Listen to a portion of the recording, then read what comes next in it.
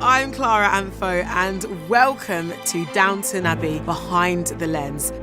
I went on location with the Downton crew in search of answers to all of my questions, and that means our first episode is all about their stories so far. So let's take a look at what's in store in Downton Abbey, A New Era.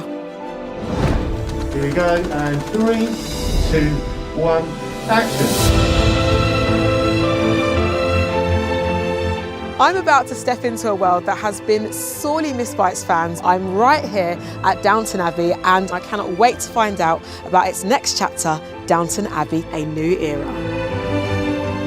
We are moving into a new era and things are beginning to change. 3, 2, 1.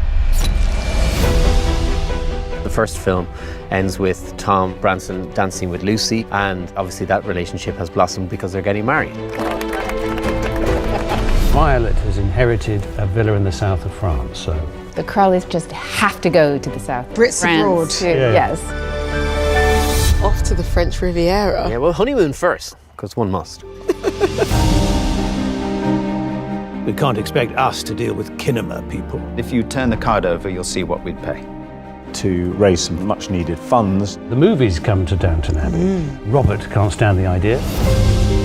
The house gets invaded by people and equipment and glamour. It's below stairs where there's more happening, so it was really interesting to have that energy upstairs. The modern world comes to Downton. There's a film within a film. It's really confusing. You're like, okay, you're a real camera, you're a fake camera, I'm allowed to look at you and not you. Roll the camera. Action. Wait, who's he? Cut. Be the camera, Mark. What are you hoping that fans take away from this latest chapter in the Downton story? Downton will be a fantastic way to return to movie theatres. It's just really enjoyable and I hope that that's what people get from it. Everybody now needs a film just to make you laugh, make you cry, make you feel good. There will be a lot of laughs. There is romance, tragedy, there will be tears shed, and most of all, we'll reconnect with this place and the wonderful characters that inhabit it. We can get through this.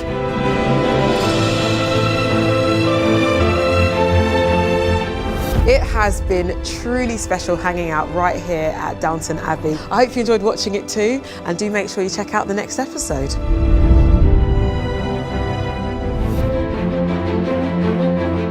Hello and welcome back to our exclusive behind-the-scenes series, Downton Abbey Behind the Lens. I'm Clara Antho and I'm celebrating everything about Downton Abbey, A New Era. Are you ready to find out more? Great, because it's time to visit everyone's favourite magnificent stately home and beyond with the wonderful cast and crew of Downton Abbey, A New Era. Here we go, and 3, 2, 1, action.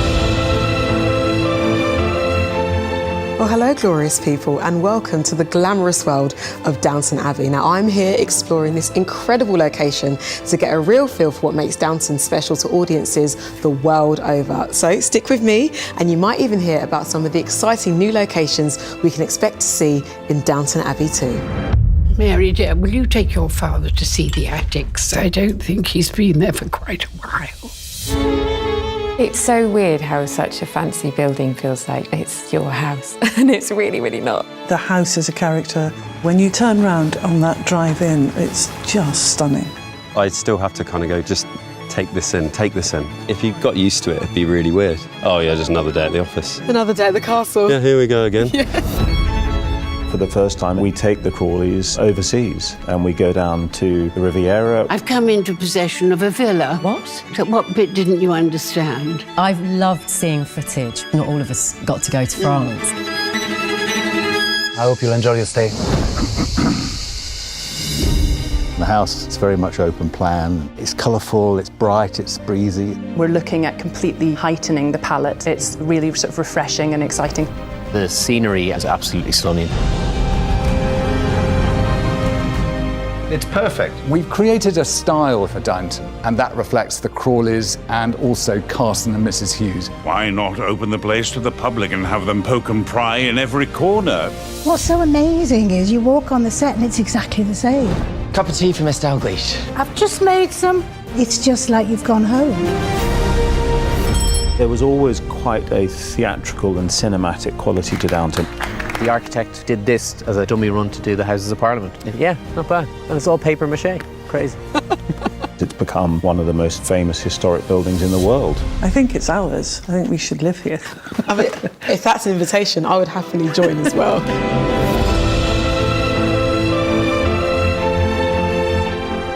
I have to say, I have had a truly incredible time at Downton Abbey. I mean, look at the place. It really is extraordinary. In fact, I think I want to stay here for a little bit longer. I mean, surely they've got a spare room. And I know the garden's bigger than mine. Well, thank you for watching, and I'll see you next time.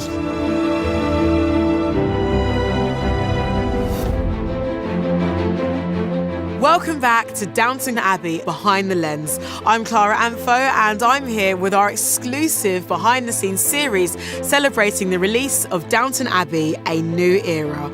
Now, this is our final episode, so we thought we'd finish in style.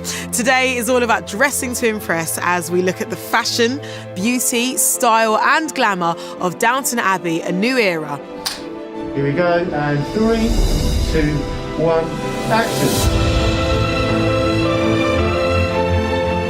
Yes, you did just catch me looking at myself. That's because I'm trying to look my best. We're at Downton Abbey, and today we are all about fashion and beauty. So come with me as we find out some more.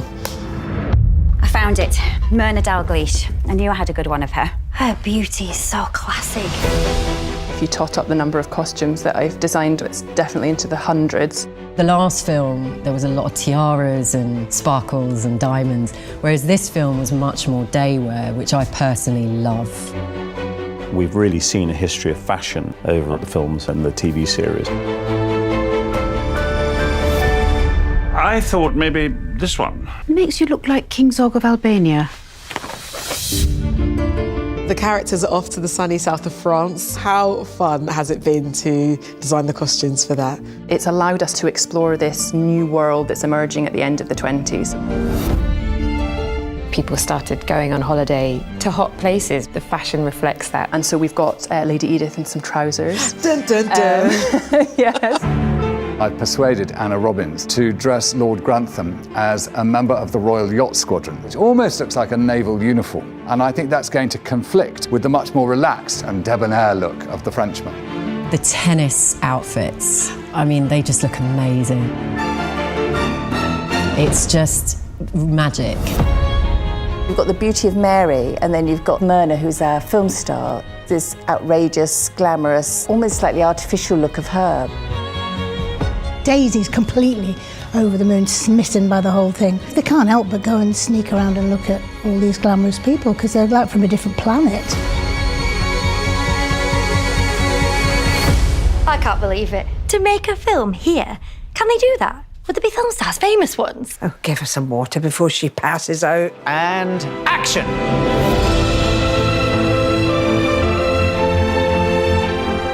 There is some serious style going on at Downton Abbey, and I cannot wait to see all those looks and all that luxury on the big screen coming soon. Thanks for watching.